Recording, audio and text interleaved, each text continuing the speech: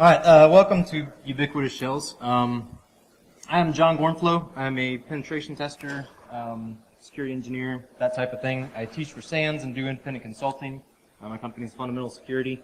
I love security. It's just fun, right? And I think that's why we're all here.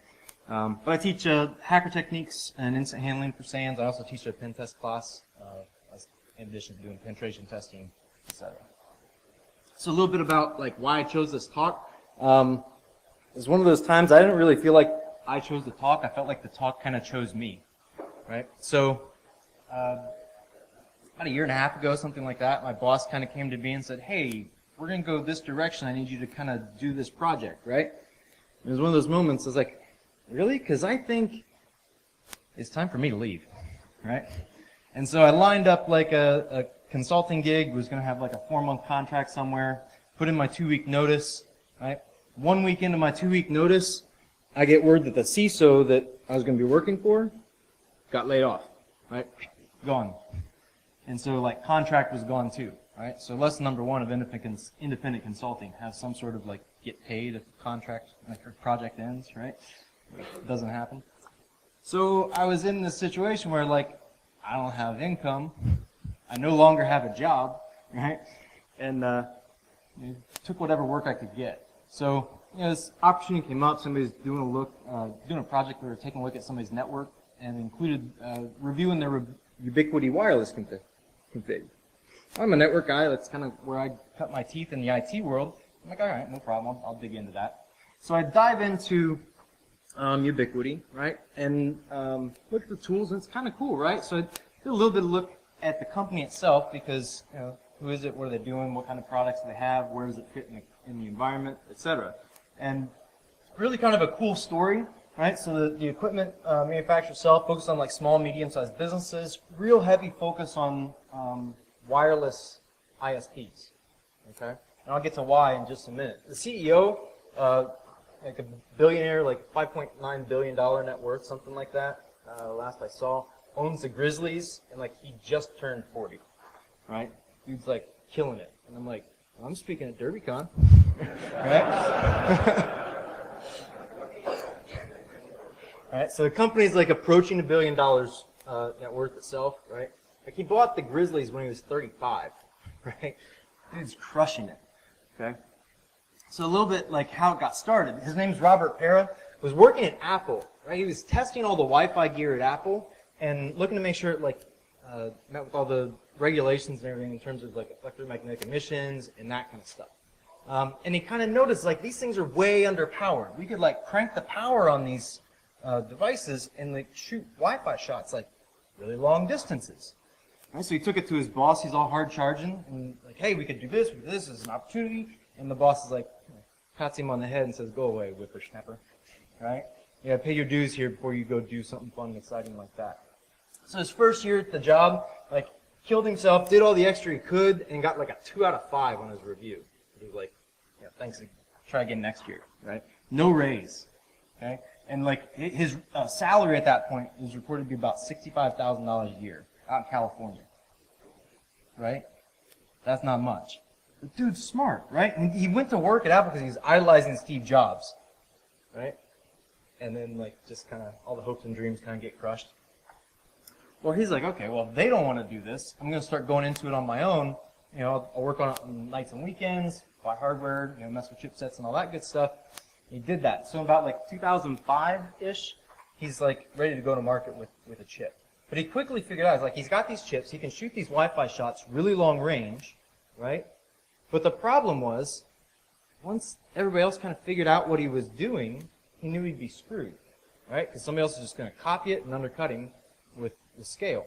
And so what he started doing is saying, okay, how did Apple succeed at this?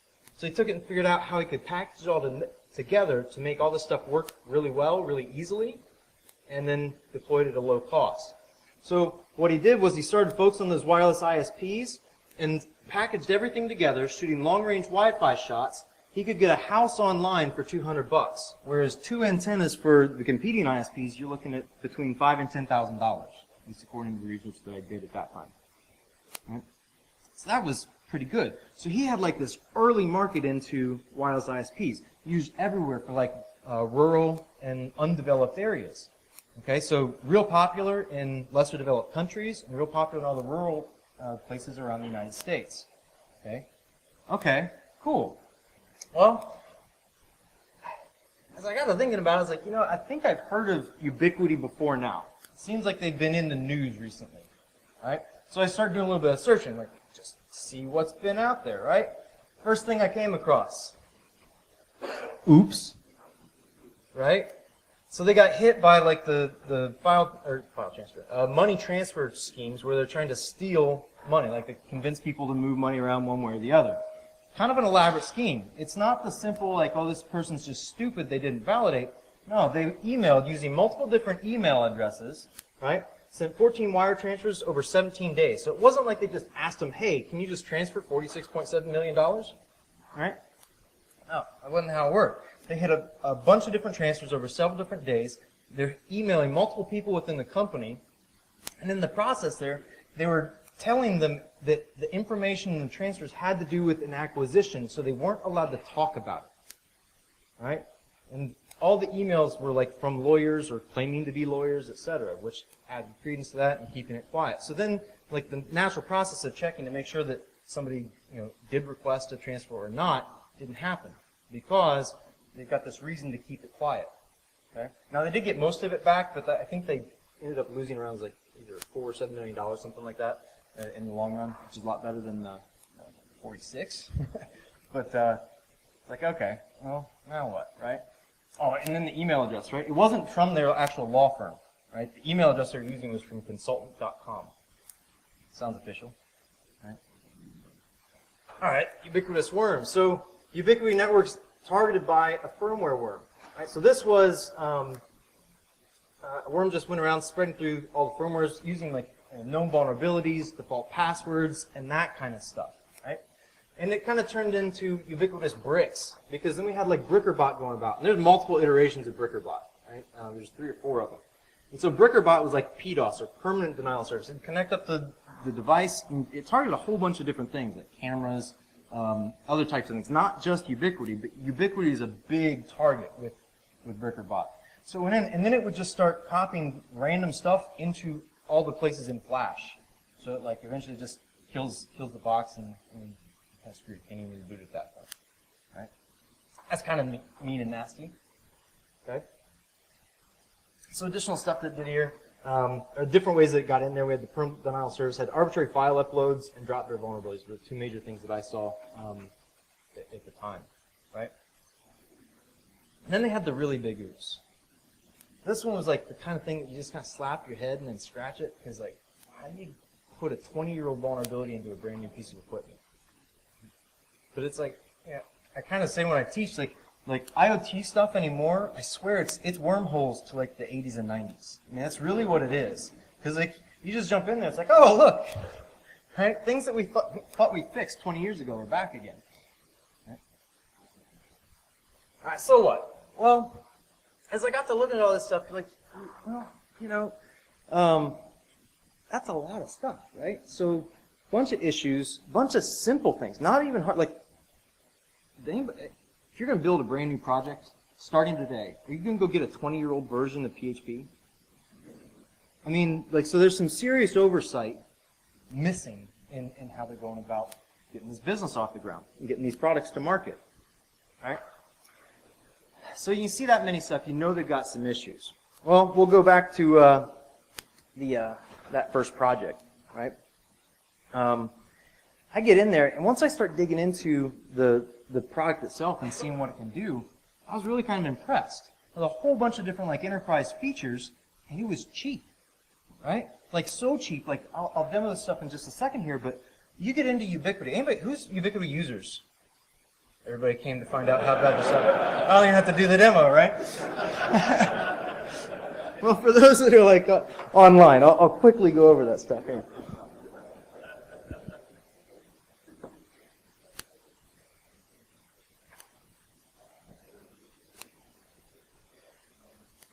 All right, so this is a demo box available out on Ubiquity's site.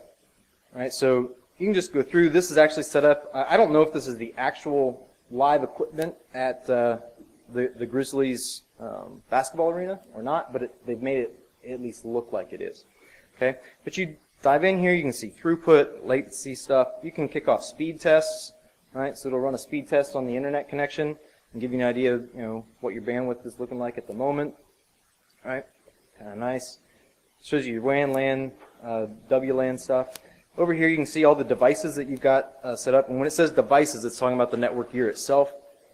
For clients, it shows you all the different clients, the channels they're connected to. You can see throughput and latency, all sorts of data. It calls it deep packet inspection. You've got to have the firewall or the security gateways for that to show up.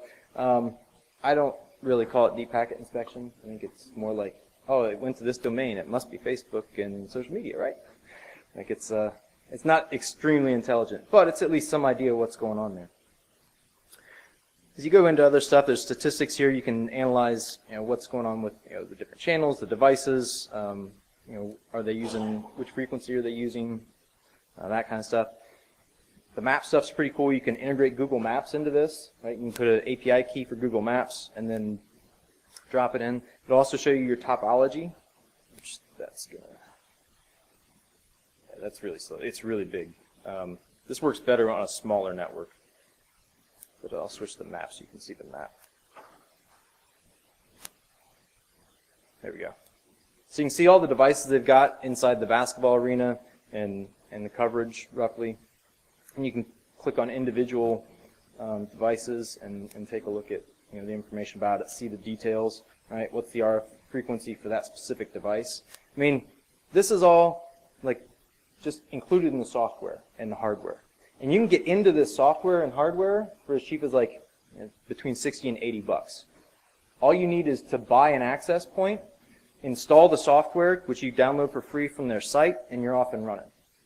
Right? Like 80 bucks. Are you going to go buy like a $150 Linksys router that really isn't all that great? Or you can buy something like this, right? That's why you all have it.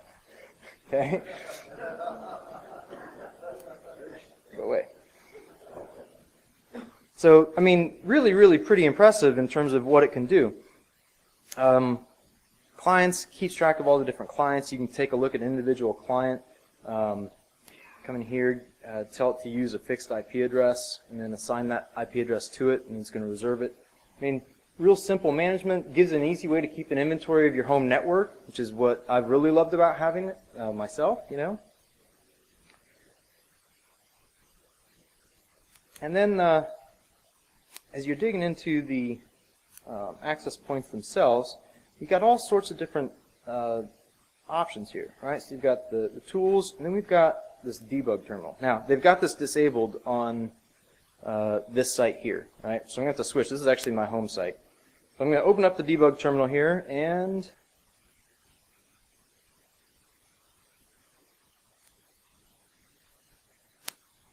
that's a shell, right? Now, notice we've got probably tough to see it, we've got a pound sign there, which means root, right? Did I authenticate to it? No, I authenticated to my website, right, to get to the management site, but that's it, okay? It handles everything else. Now, it goes about doing that with WebRTC, right?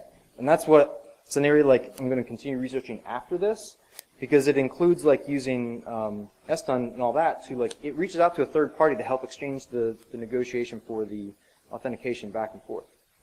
It's insane, right? Can't believe that that's set up properly. But either way, at this point, I've got a root shell. Now, okay, it's a root shell. Well, what are we running, right? So it is Linux, and you've got just about everything you want to do with Linux. Okay?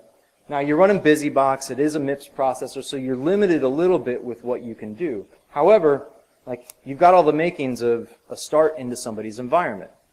Right?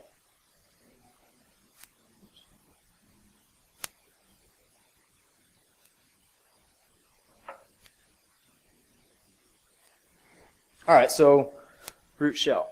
Now, here's the crazy piece, right?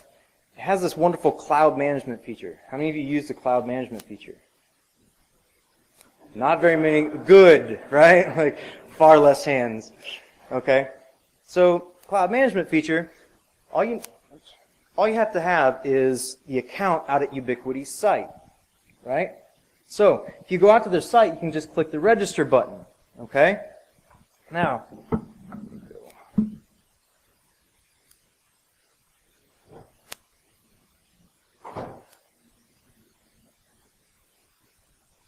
So I create an account, right? I'm John Gorenflo, so I'm going to look for, so I try and get Jay Gorenflo everywhere I go. Like, I didn't bother disclosing it to Ubiquity, it discloses itself, right? So as you type, it's doing like the JavaScript either, I don't know if it's on key press or whatever, but basically it's sending every few seconds whatever's in these boxes out to Ubiquity and saying, hey, is there a user with that name? Okay? Well, that's kind of bad, right? So then, what do you think most people do? Like if they've got their, if they're like the Super Elite Wizard Hacksaw 73, right? And that's what they use everywhere.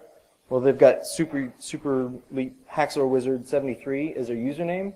What do you think their email address is? At gmail.com, at yahoo.com, at hotmail.com, at outlook.com, right? And so, jump back to PowerPoint, please. So not only does it do that with the username field, it also does it on the email address field. So then I take the username and I just start appending Yahoo, Gmail, whatever, to it to take a wild guess, right?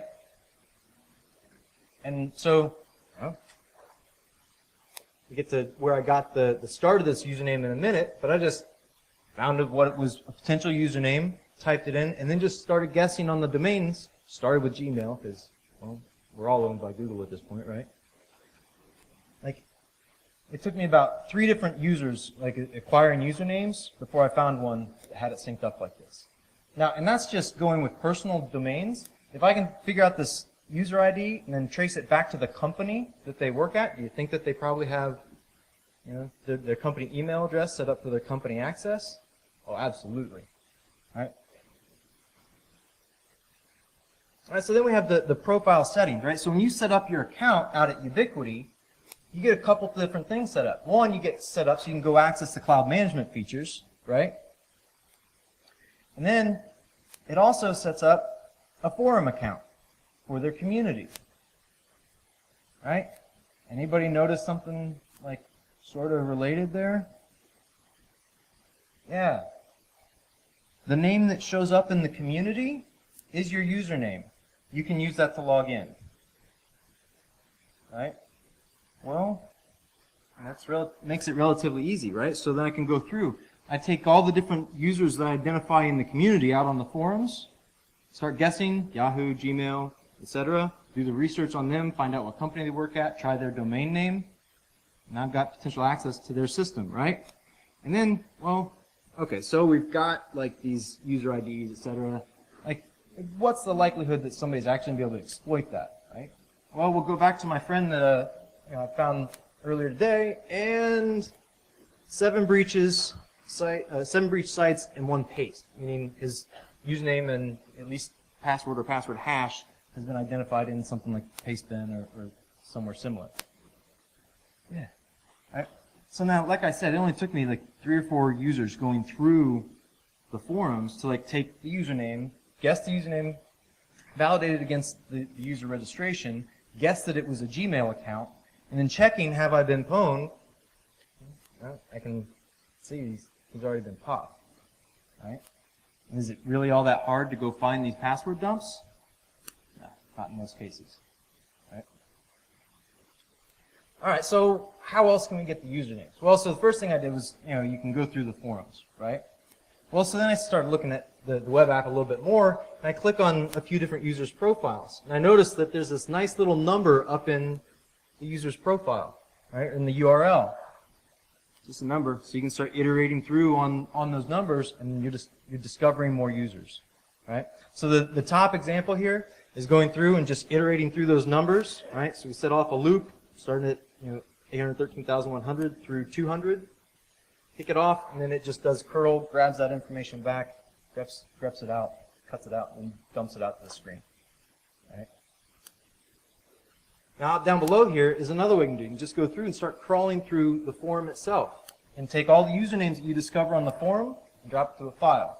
You can take those and then guess either against the Ubiquity API to see if there's Gmail, Yahoo, whatever, and go that way. And then take that same kind of approach with the Have I Been Pwned API, right? And if you didn't know there's an API, it's absolutely free to use it, Have I Been Pwned. You can easily make those calls and check it for compromised accounts. Right? Now, that all sounds like, okay, so we've got some issues, right? Here's where it got really scary for me. As I started digging into my profile settings, right? Default security settings, session timeout. Yeah, really? Like, I realize that's convenient, especially for the forums, right? But if I can log into their website and then go down and connect into my house or my place of business. Place of business, I did that during that assessment. I forgot to check something one day, went home at night. I was like, oh, I'll just do it this way. So they gave me all the passwords so I could manage the stuff, right? And I was able to check something remotely using a shell, and it was like pivoting through the Ubiquity gear to get to other parts of the network. Legitimately, right? But it's still what I was doing. All right, now, cool thing. They do offer two-factor. How many people have two-factor enabled on their account?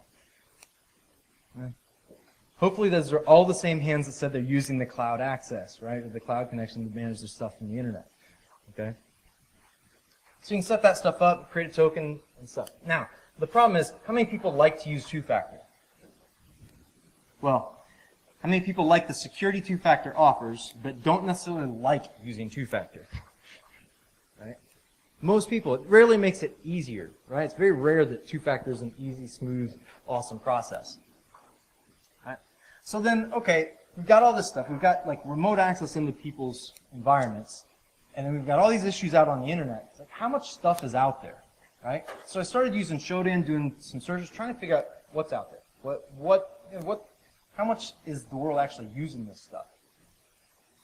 Well, probably quite a bit, since it's nearing $1 billion company. So the scary thing is I started doing this Shodan searches, stuff was coming back, and I'm finding all these devices out there, and I've got stuff showing up on weird ports, and I've got things like, the second one here is port 1900, which is what? Universal plug-and-play. Right? So people's universal plug-and-play is exposing Ubiquity stuff to the internet. They don't even know they're exposing it to the internet. Right? This gets a little bit scarier. Okay? Because now I don't even have to have access to the cloud stuff to access your network. If you're putting it out there and you don't even know that universal plug-and-play is like broadcasting this stuff out to the internet, you're exposed and people don't even know it's there. Right? Then it got even scarier for me. The number of like MongoDB, which all the configuration stuff for the web app is saved in MongoDB, which like has a great reputation for security, right? No. But worse, like it at least on when you install the software by default, it puts it on the local interface, right? So you got to hit it via 127.0.0.1. Some people apparently thought it was a good idea to put it on the internet directly, right? That's frightening, okay? So I'm like, okay, well, how much is actually out there? Oh. Right now, that's not all management servers. A lot of that's equipment, right? It's wireless gear, the long-range Wi-Fi shots and that kind of stuff. Right? It's a mixture of all of that, okay? Now the Unify, though, Unify is anything that has Unify in the name. That is their Wi-Fi lineup, right? And that is more like Wi-Fi like we're used to dealing with for home and corporate use. Okay? It's like, that's a lot, okay? And then I was doing more research last week, and stumbled across one, and the name of the router had been changed, right? The name of the router was changed to Hack Router Help SOS Vuln EDB 39701. Like, they were at least kind enough to tell them exactly how they did it, right? I wish I could do pen test reports like this, right? My job would be a lot easier. But, so I go through, I check here, like, what's the count on those? Okay?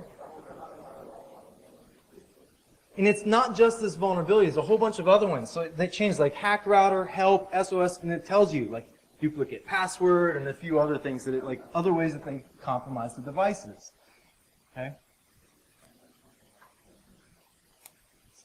Sometimes you hate internet trolls and sometimes you love them. Right? All right, and now we've got ubiquitous customers. So this is a conversation I saw happening on Twitter. Right? So this guy messaged Troy Hunt. So I followed Troy Hunt. This guy is in the UK, right? And his ISP set up their CP, so the customer premise equipment, sets out that stuff up, but set all the device names to names and addresses of their customers. Okay? Well, he's like, basically it's like broadcasting all this stuff out. So he plugged it into his own UniFi switch, right?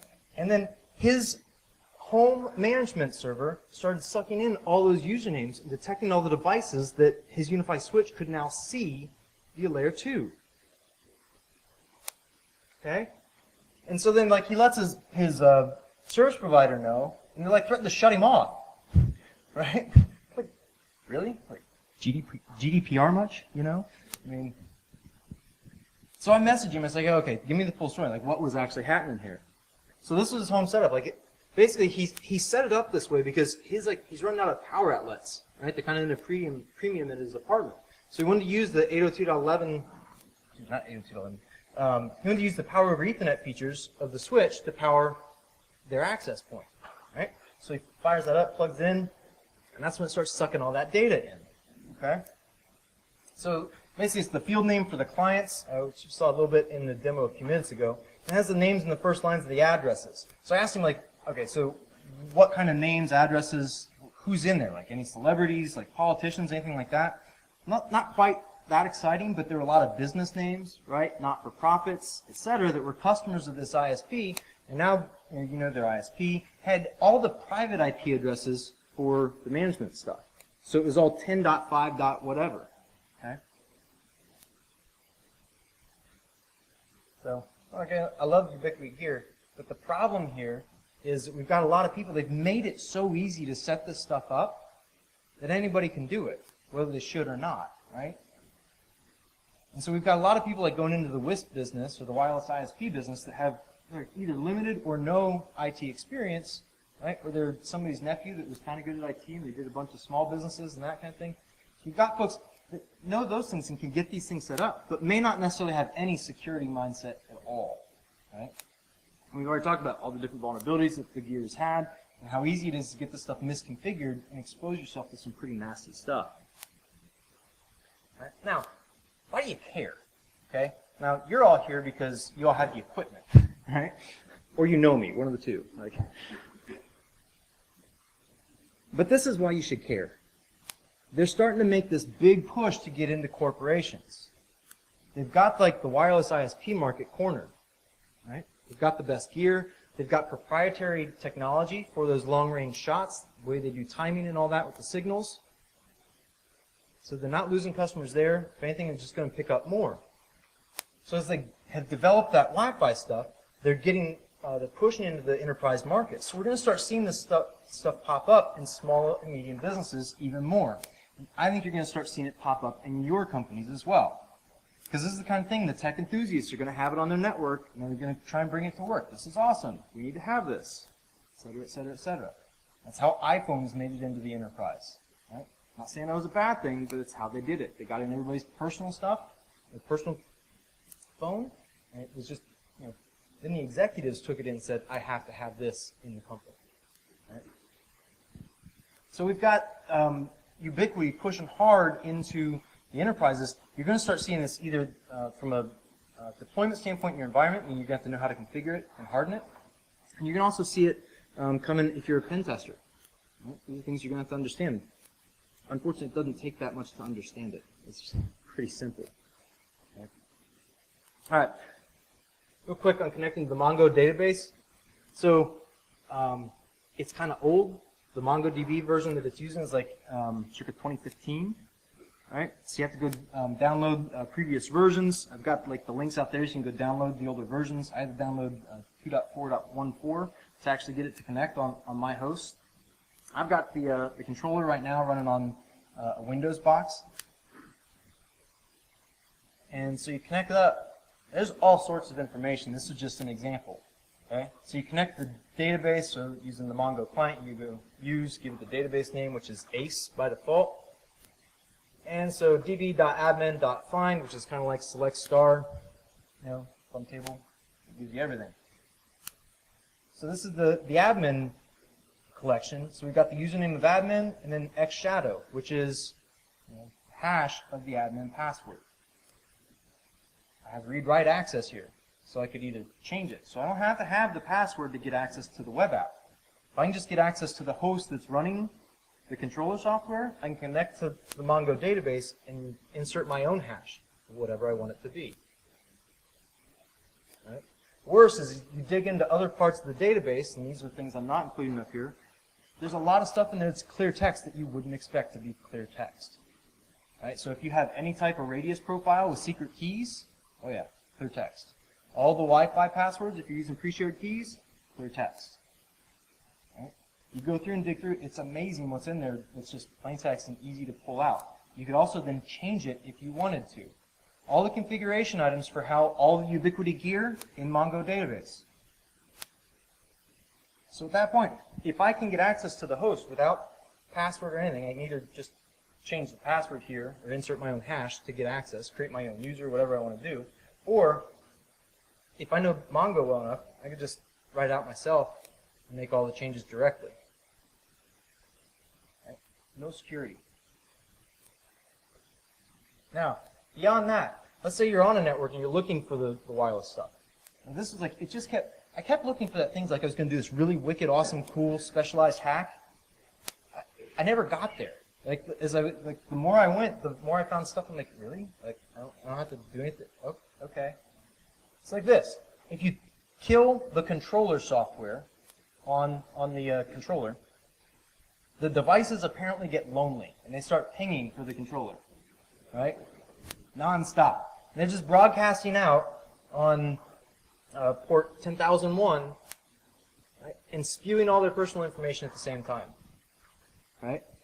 So this is just a TCP dump. We're looking for UDP port 10,001. Dump out in the ASCII form. So you see I've got it marked out here. So I've got two things on my network, right? So number one for both these, that's the host name that I gave it, right? So this is something that I can control in terms of what it is. It's also going to be descriptive within an actual company. So two, you're looking at like the model of the device that it is, right? 3 is the hardware, so like the QCA956X, that's Qualcomm chipset, what that is, right? Qualcomm Atheros. ER E120 down below, that's the ER is edge router, that's actually Ubiquity's information about the device. The E120 is specific to the security gateways. And then number 4 is probably my favorite here, right? Like full revision level on the firmware that it's running. So there's all sorts of vulnerabilities in their firmware, in the management consoles, in the software, etc., throughout all their different hardware. And if you can't talk to the host, right, it just starts spewing that out to the network as a whole. So it makes it easy to get the information to customize an exploit, etc. Right? And so if you're on a network, if you can just kill or denial of service the controller, they're going to start spewing this information out. Right? All right. So let's go back to the shell. So on the box, if you get onto that AP, right, we've got netcat, TCP dump, curl, hash, which is really watered down version of a shell, an SSH client, and DNS mask. Right? Con, that a lot of that stuff is from BusyBox. Okay? So the downside there is like you don't necessarily have anything that's all that fantastic, right? So like Netcat, for example, it's BusyBox Netcat. It's not like full-featured Netcat. It's like you can connect to another host on a port, and that's it, right? Not all that fun. Ash, well, it's just not Bash, right?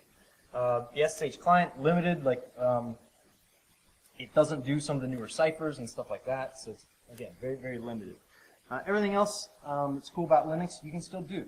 Right? Now, you've got to go back in time a little bit. If you're more familiar with like more modern versions of Bash and how you can do some of your scripting language stuff in there, you got to go back a little further to do it in Ash, but it all still works.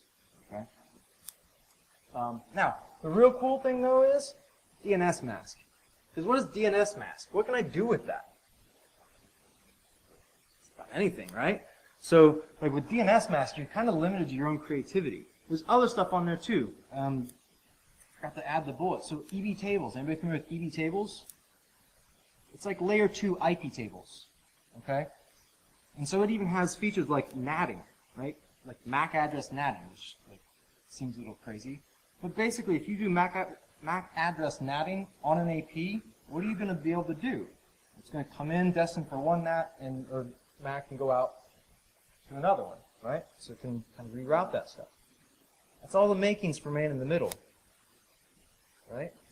And not just man in the middle on the AP, because like I said, it's MIPS. You're going to be limited in terms of what you can actually run on the device, but you can do man in the middle by doing the MAC address forwarding. Right? So you do that MAC NAT, and it's going to be able to forward to another host that maybe you control on the network, and do man in the middle there. Right?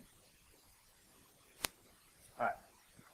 Now, if we want to upgrade this stuff, like how do we get these things on the box? Well, we've got some other stuff that's built in there that makes it a little bit easier, okay? The home directory, when you log in, is in var etc persistent, and we need the easy way to get the tools on the box. Well, I don't like typing, and so I wrote a nice little script, right? I call it get ubi tools, right? So do a curl -l, go out to the bit.ly link, right? Because otherwise it's really long. Pulls this down from GitHub, which will then go out and it'll download a bunch of different MIPS binaries that I was able to just find by Googling around a little bit, right? So it downloads Netcat, Lua, a full-featured version of TCP dump, Synfled option, right? Because Synfleds I can then do the denial of service to kill the controller, right? And then start watching to see who broadcasts out and what the information is. Okay? And then I can actually get a full-featured version of Bash too. Okay? So it downloads all that stuff, puts it in the persistent directory, and then from there it will be there anytime you need to use it.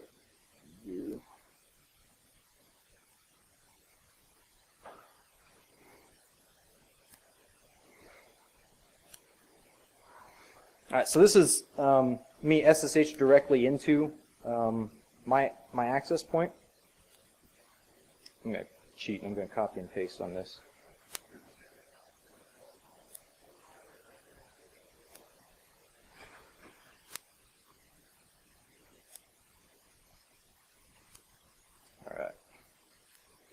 All right, so now I've got the script.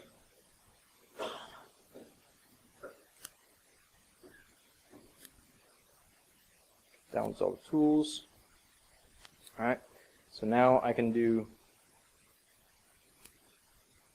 and it's full-featured Netcat at that point. All right, now this works for just about anything that you can get in terms of MIPS binaries. Now there's some other stuff out there that I could get the MIPS binaries, but it didn't work for. It didn't work on the AP. For instance, like BetterCap doesn't work on there. There's actually an open ticket out on GitHub to compile that properly so that it'll work on MIPS hardware, because it's not working at the moment, so that it can be used on things like Wi-Fi pineapples, etc. And so something hopefully will be compiled soon. I haven't had a chance to try and do it myself yet. All right. Okay, so we've got Netcat. So what, right? Well, yeah, there we go. A few people have taken some 504 and 560 classes. All right, so this is a box that I have out at DigitalOcean. All right, so you can see it's public IP address. On the access point, we need to create our backpipe file first.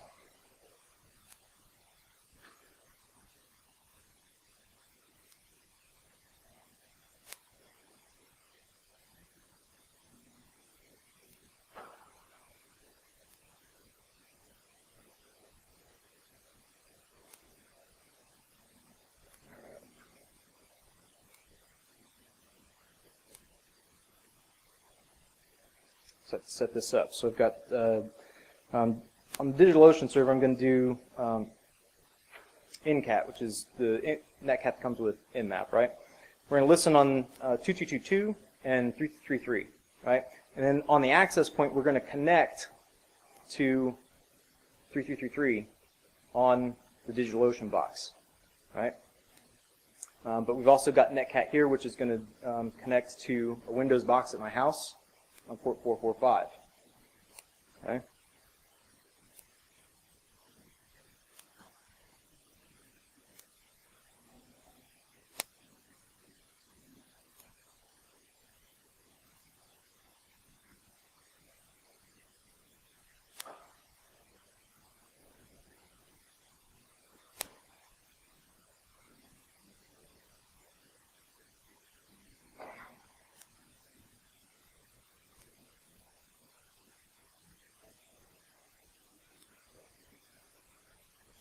All right, so we can see that connection's established. Oops, I need another session here.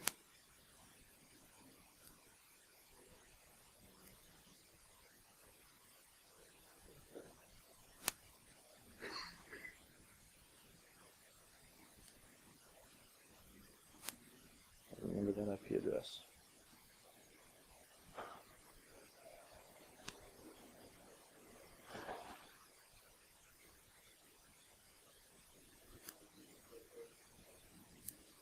Thank you.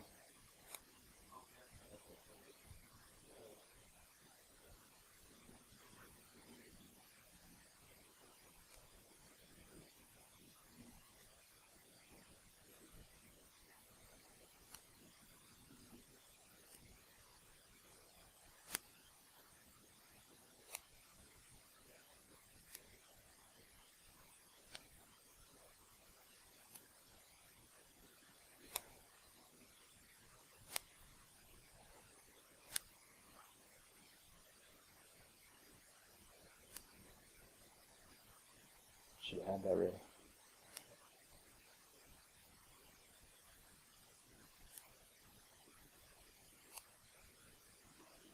All right. So we're going to use the exploit, Windows, SMB, test exec.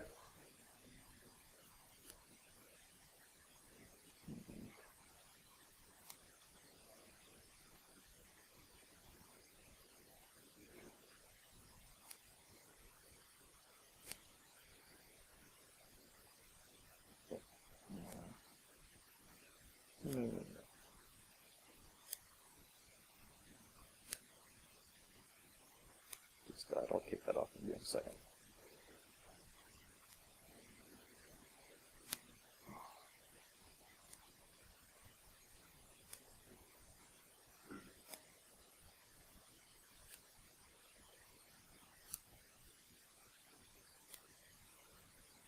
You good? Oops. I guess thought you were actually going to see a password, didn't you?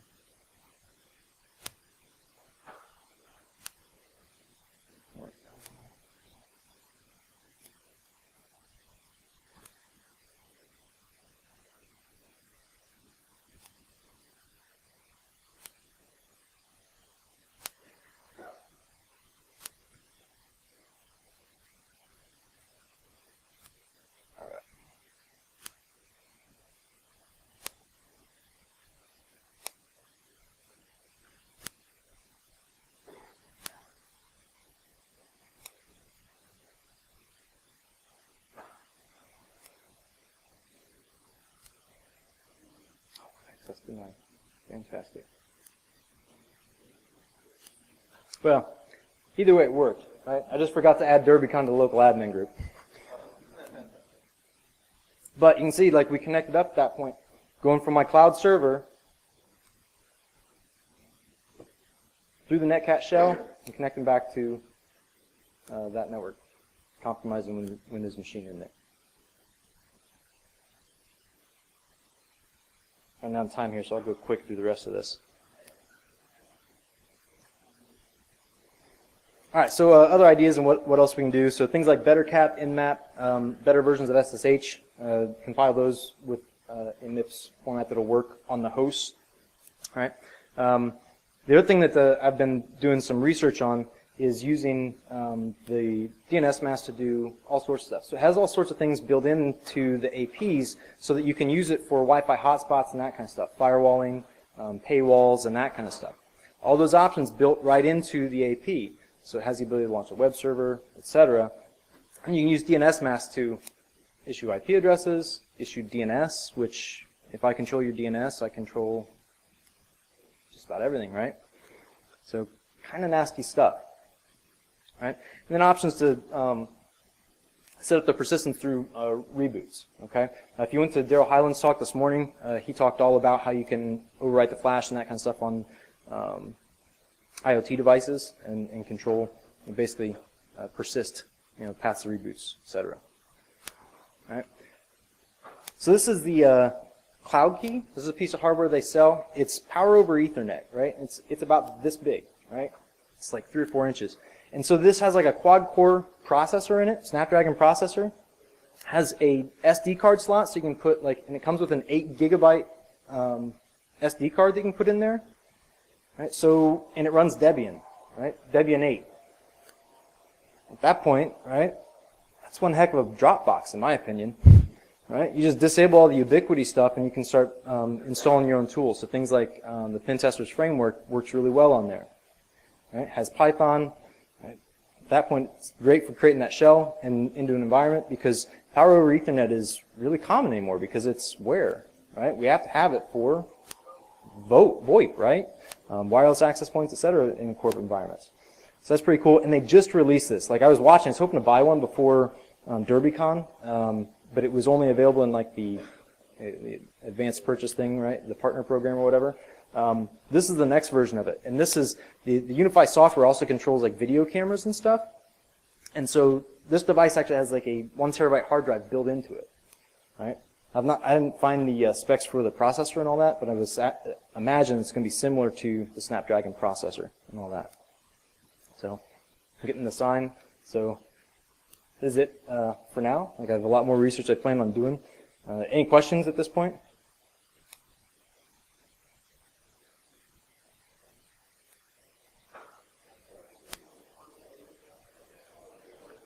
So I didn't report any of this to Ubiquity because what is it a report, right?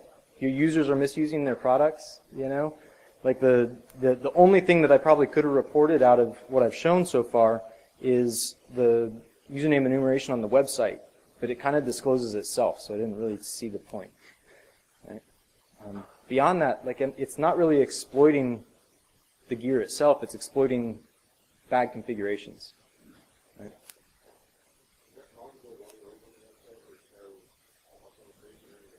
That's it. It's wide open. Now, like I said, by default, it is listed on the local interface. What's that? He asked if the Mongo database is wide open by default. And yeah, it's wide open by default. No authentication necessary. You just connect up to it. If you can touch the port, you can make configuration changes to the Ubiquity stuff, right? Or just update the database.